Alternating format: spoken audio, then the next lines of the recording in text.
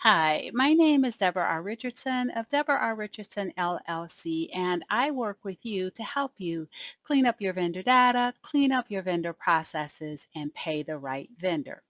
Now, this week's Vendor Master File tip of the week is catfishing. What is it and what fraudsters use to establish trust? It's kind of surprising to me, maybe not so much to you, but let's find out. So you may be familiar with the 2010 movie Catfish. I actually did go and see that. It is spelled Catfish. And the TV show that started in 2020, you may also be familiar with. Not sure if it's still on or not, but it's all about not being real online when people are reaching out for relationships. And I won't say it's honest enough, but it is real people or real people just faking who they are and establishing relationships. It's not necessarily fraudulent in any way, but catfishing, spelled Catphishing, is fraudulent, and it's twisting the phishing to be like what cyber criminals do when they send fraudulent emails, hoping we click on a link to download malware or to take us to a fictitious site to enter in our credentials.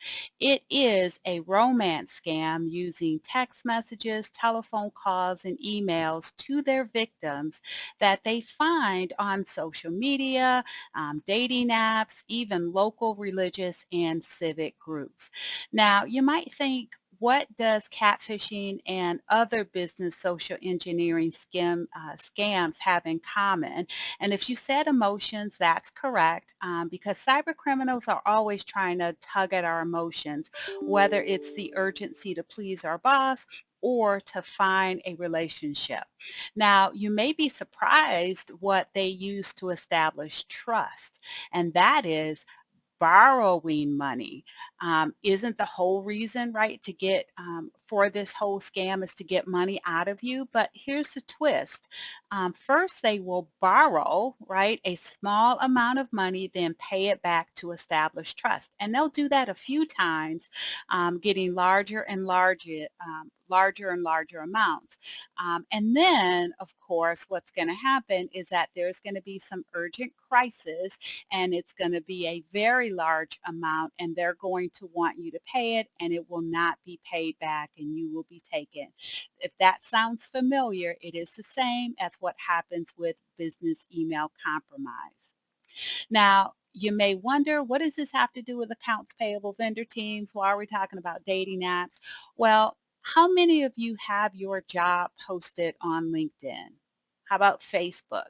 Cyber criminals can see you as their in quotation marks, air quotes, they're in to the corporation, either to trick you into stealing funds from the company or inadvertently using you to click on the link in an email from them from within your company inbox and then releasing malware. It is getting very complicated, and cyber criminals are really just intertwining your personal and your professional life in fraud.